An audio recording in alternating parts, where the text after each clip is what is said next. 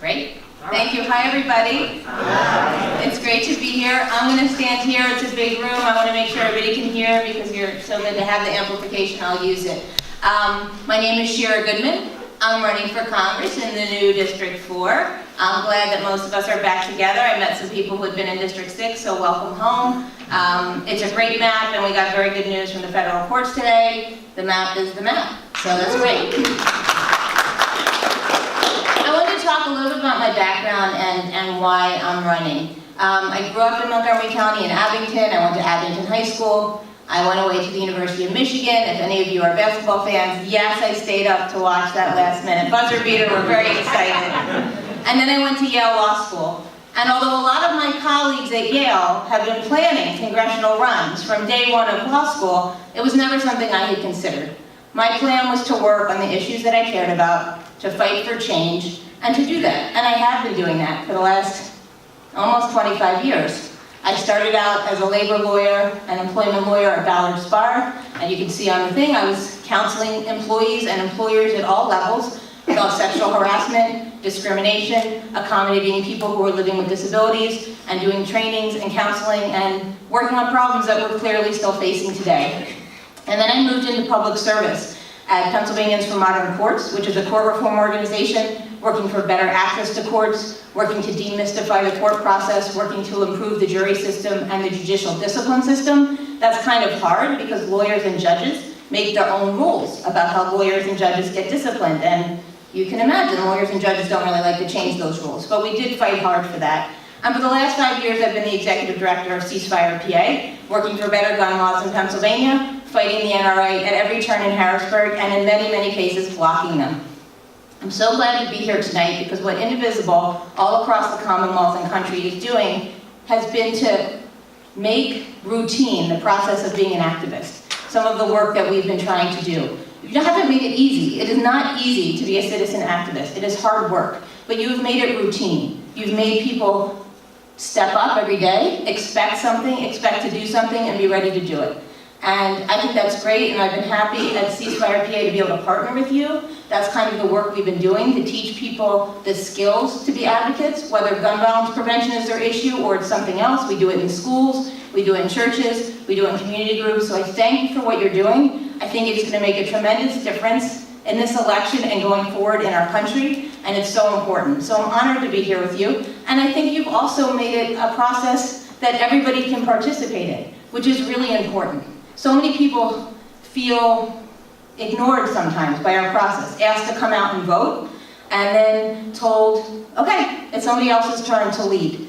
So what I think Indivisible does, and what I've been listening to, is people want to be part of that process. And doing that, and educating them, and giving them the skills to do it, says there are many different paths to leadership, and there are many different voices that we need to hear. And as Democrats, that's where our strength is. It's not that we're all the same, that we look the same, that we sound the same, that we care about the same things. We have different priorities, but when we come together in coalitions and listen to each other and support each other, we can do great things. And that's what I'm excited to do. That's what I've spent my career doing, and that's why I'm running now. I told you at the beginning, I never had this plan. But since, as our introductory, the moderator said, in November of 2016, I've been questioning, am I serving in the best way possible? And looking for ways to be part of that bigger fight, to be part of a broader agenda, and to show my sons that you have to step up and not step back when things are bad. And when there were new maps, actually before there were new maps, when the court struck down the old maps, my family and I started saying this might be the opportunity to serve in a new way. So I got into this race. The new maps came out, my gamble paid off, I was right, Montgomery County got a seat, we don't have an incumbent, and that's what I'm doing today, to see if I can serve in a new way, and I hope we'll have the chance to earn your support.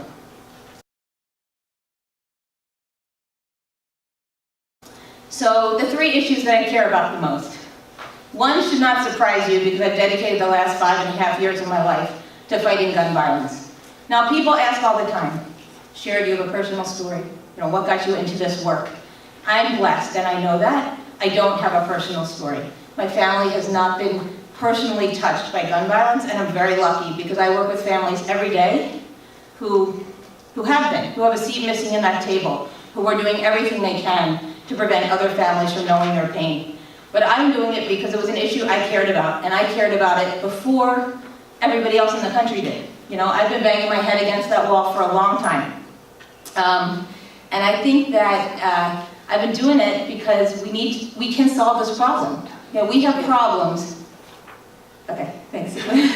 we have problems, and we send people to Harrisburg and Washington to solve them, and then they raise their hands and say, this is hard. These are hard problems, it's hopeless, we can't do anything. With gun violence, I know that we can. And I know how to do it. I've been stopping bad stuff in Harrisburg. I know how to pass good things. We need to go and stand up to the NRA. We need to listen to the kids in Parkland. We need to put our heads together and listen to voices who disagree with us and make a difference, and we can do that. In Harrisburg, we have stopped a lot of bad things, and we've done that by activating people like us who call the offices, who write, who go to Harrisburg, and who make this an issue. It needs to be a voting issue. We cannot give people a pass. We don't even get all of our 82 Democrats in the House to vote with us. So until we do, we're not going to pass legislation. So we've been working hard to block some bad stuff, and that's happened in Harrisburg. We've kept guns out of our public schools. So far, they're still trying, and we will keep fighting that. But last year when the Senate voted on it, we got enough votes that we will be able to protect Governor Wolf's promised veto. And we've kept guns off of our college campuses. That has not come up in 3+ years at the PASHE hearings. It came up once, we flooded them with letters and calls, and they have not put it back on the agenda. The one bill they've managed to pass, which allowed the NRA to sue towns and cities that took steps to protect their own communities by banning guns in the park, or banning guns in municipal meetings, or requiring people to report guns lost or stolen, that did pass. In the middle of the night, on an extra session day, added to a bill about metal, which in Pennsylvania is illegal. Not in Congress, you can log roll bills in Congress, but not in Pennsylvania. So we immediately sued, and we got that bill struck down, and they have not been able to reenact it. So there are ways to beat the gun lobby, and it's because of folks like you. So that's one of the reasons I want to go to Washington. It's not the only reason, but we do need people who will stand up and do that, and to join the other people who have been fighting, to join the people like Ted Deutsch, who represents Parkland, who's a friend of mine from growing up. We need to do that, and I'm ready to. But we have other issues, and one of the big ones is the economy. I have a son going off to college next year, and the loan documents are scary, and frankly, they're scary. And he has friends who can't make those decisions until the financial aid packages all come in, and they're scared about what's going to happen when they graduate. The debt is outrageous. We're talking about, now we have a Secretary of Education who is on the side of the lenders, not the side of the students. We need to do something about that, forgiveness for those debts. And these kids who are working to put themselves through school, and parents who are working to put their kids through school, the minimum wage is not something you can live on. We need to be raising the minimum wage. At all levels of our economy, we are putting pressure on the people who are doing everything that we asked of them and promised of them, that that's how you succeed in America. My parents are retired. They have to choose, do I get to go to that extra physical rehab session or not? Or do I buy that medicine? That's outrageous that in America in 2018, my parents have to make that decision after working hard their whole lives. That shouldn't be how it is. We need to have Medicare for all. We need to protect people with pre-existing conditions, because even those protections are beginning to get rolled back. The insurance companies are getting to charge more, so we claim people are still protected, but they can't really enjoy that protection. We need to go and fight for that. And for people who aren't going to go to four-year colleges, we need to continue to build on the success that Montco has already done. Apprenticeship programs, training programs, getting those kids ready for the next level of jobs that are coming. We need people who will fight for that, for our families and for our kids, and I want to do that. And the last issue, well, there's many, but the last of the top three Yes. is that there is an assault on the values of who we are as Americans. You know, we've always said that our differences make us stronger, and now we have a White House and a president who are normalizing hate and discrimination and even violence against anyone who is perceived as looking different, sounding different, loving someone different, being differently abled. Anything other is being attacked. That's not okay. There's no two sides about it. You're either on the right side or you're on the wrong side. So we need people who will stand up to that. And it's not just values and goodness that's under attack, it's democracy. Separation of powers, respect for the press, how our democracy works, all under attack. Respect for authoritarianism is now being honored by this president. We can't take that anymore. We can't get distracted by the tweets and the latest drama and the latest firing. We need to keep our eye on the ball. What is this president doing to America, and how are we going to stop it? It starts at the top. There are people in Congress who are using your tax dollars to fund private, secret sexual harassment settlements. That has to say no. There are going to be a wave of women coming into Congress in January. I hope I'm one of them. I will say not on my watch to any of this. So I want to go and fight. That's what I've been doing my whole career. I want to continue fighting with you, just in a different way. Great. All right, thank you.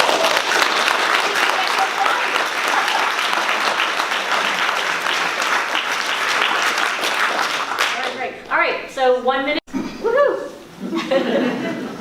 So I'm a different kind of candidate. I've never run before. I had to take a leave of absence from a job I love that's so important, that's right in the middle of the news right now, to do this. So for some people, that was not the easy choice. That didn't make a whole lot of sense. And after Parkland, I thought about, is this the time to run for office? But you know, doing what I'm doing now, taking this leave of absence, has let other people stand up and lead in my absence, has given the spotlight to younger people, people of color in my organization who don't always get to talk to the media, people who are now going on TV, and I'm proud of that, because that's what leaders do. They step up and they give other people the chance to grow and to learn new talents and to lead. That's what I'm asking you for. I'm asking you for the chance to say, I've been an activist and a fighter, I've built coalitions, I've worked with you, I'm one of you. Send me to Washington to do that work. Thanks.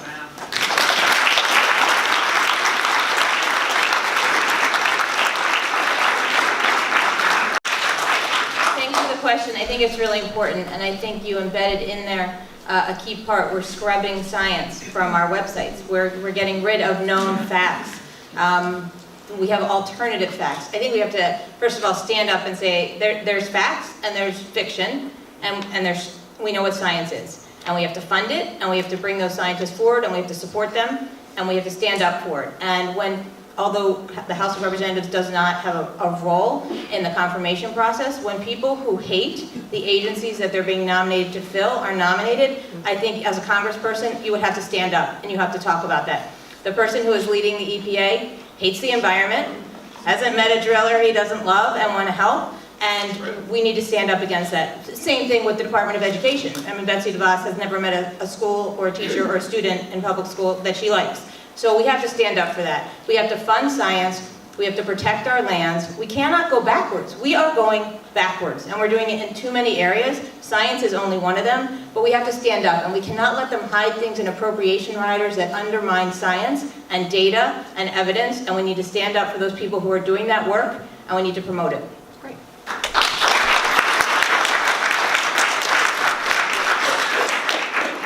I think thanks for the question. You know, I'm a product of public schools, Abington School District. I think Matt is too. My kids are at Upper Dublin, and I think it's one of the most important things we can do, and that's one of the reasons I moved to Upper Dublin. But it doesn't make sense that because of where I choose to live and where I can afford to pay taxes, that my kids should have a better opportunity than kids who live elsewhere. We are stealing from our public schools. You know, we're saying it helps them. You know, Betsy DeVos said to take money away from public schools makes them better. I think that's one of the things she said. That's wrong. I just hope. You know, we get away with it. The federal government gets away with it by allowing the states to pass unconstitutional funding formulas that take money from struggling school districts and then give them to for-profit motives. We need to invest in our students. It's not about where they live. Every student has the opportunity, has the ability, and we've seen students thrive in tough places when they're given that opportunity, when they have good, strong teachers. We need to protect those teachers. The testing formulas that have been put in place by both the state and the feds, just more and more we teach the test.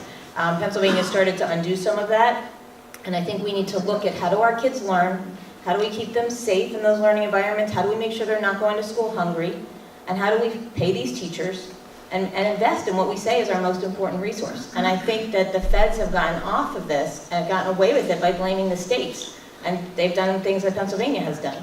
And so I want to go to Washington and help fix that. And again, back to Betsy DeVos, we cannot have people running our education department who do not care about educating our kids.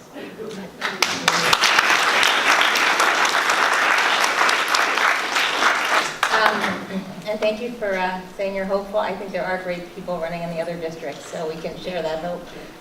Yes, I think healthcare is a right, and I think that, that's a very important bill, expanding Medicare for all.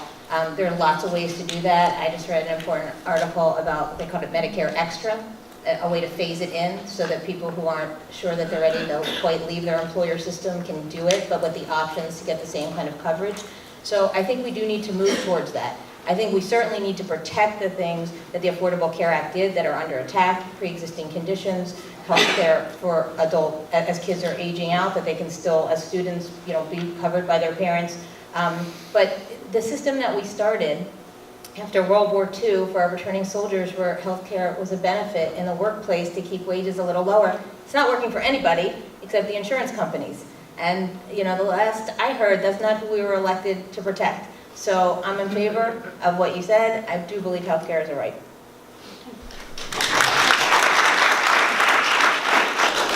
So I disagree a little bit with Mary Jo. I don't think it's complicated. I think that we know that every other nation has the same levels of mental illness, the same drug problems, the same other levels of violent crime, the same video games.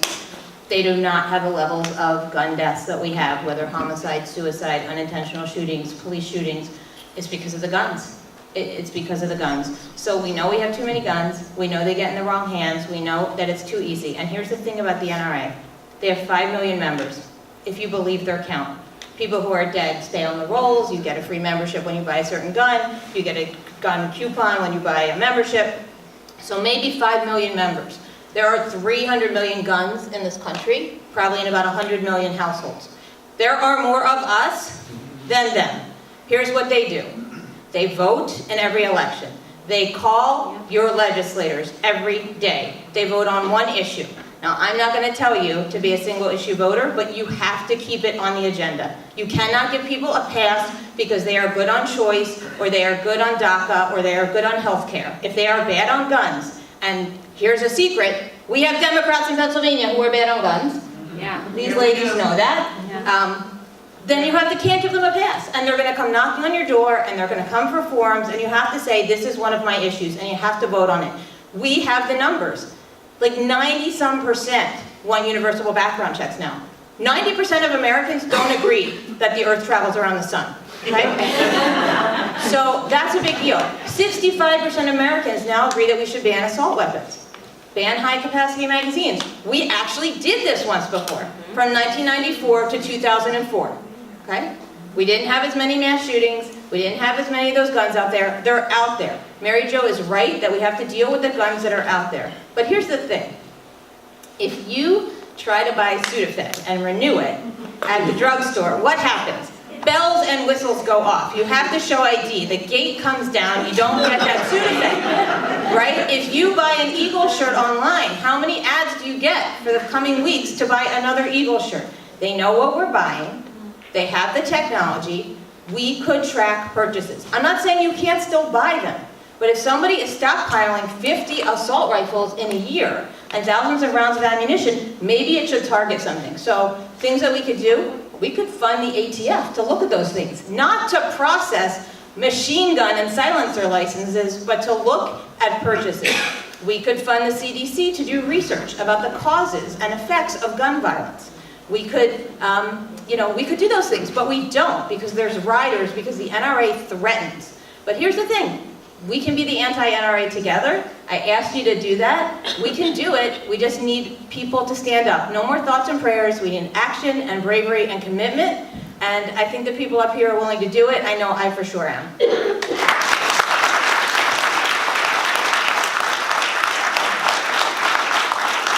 Go first, Shira. I think that's a great question, and you listed so many areas, so I'll try to be brief. I think that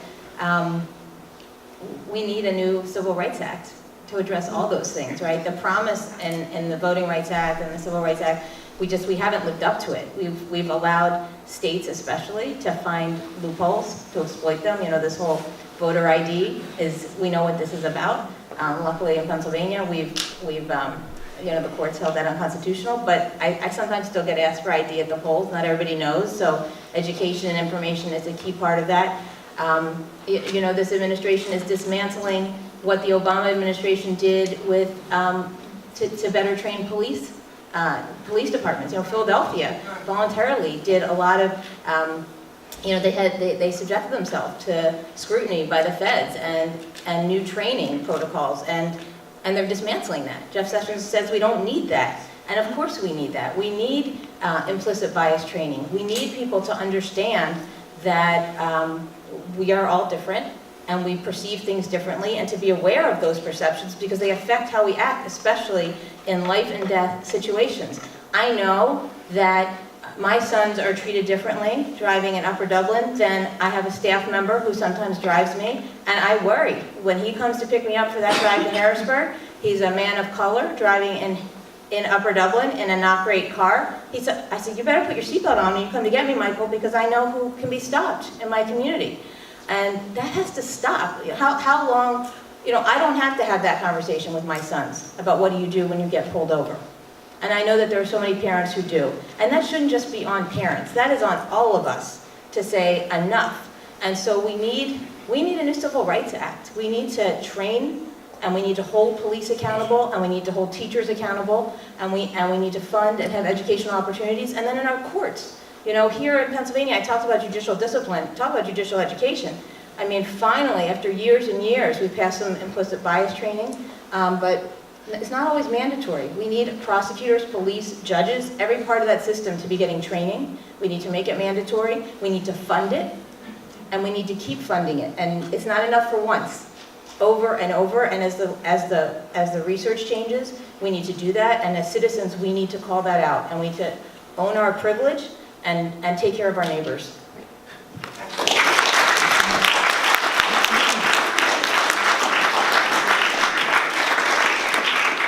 So I just found out, I'm really excited I'm not middle-aged. Apparently, I'm still really young, so that's great news.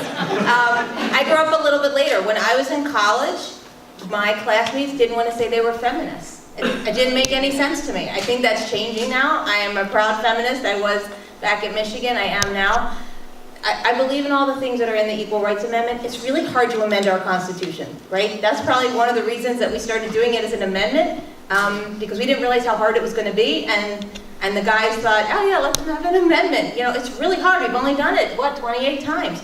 So I think we need to look not just at the amendment, but the legislation, equal pay, you know, strengthening. I talked a little bit about the anti-discrimination and anti-harassment, making sure there aren't these secret settlements with taxpayer-funded dollars by our elected officials. You know, giving people those opportunities. You know, even things like Title IX. We need to be strengthening these programs. We need to be giving our. You know, I have sons, but I want them to know that the girls and the young women that they know are going to be the leaders. That's one of the reasons I'm stepping up. I want them to see strong women. My husband cooks a lot more than I do. I do the laundry. But they see that women work, and women can earn money, and women can do important things. And we have to set those examples, and we have to tell the men, you know, it's our time. And I think it's going to happen in 2018. I'm really proud to be running with two other great women. Sorry. There are great women running all over Pennsylvania, but that's the way we're going to pass that amendment and other legislation. But we can't always, it's so hard to amend the US Constitution and the Pennsylvania Constitution, and we can't let them hide behind that. So we have to find other ways, whether that's executive action, whether that's other legislative action, whether that's voter action. Great.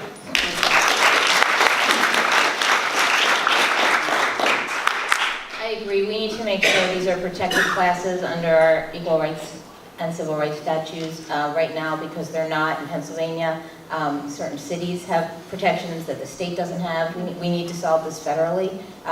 Mary Jo's right. Love is love. We are all equal.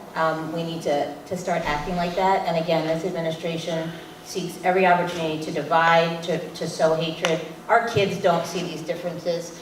We shouldn't, and we need to stand up to the bullies who would divide us based on hate.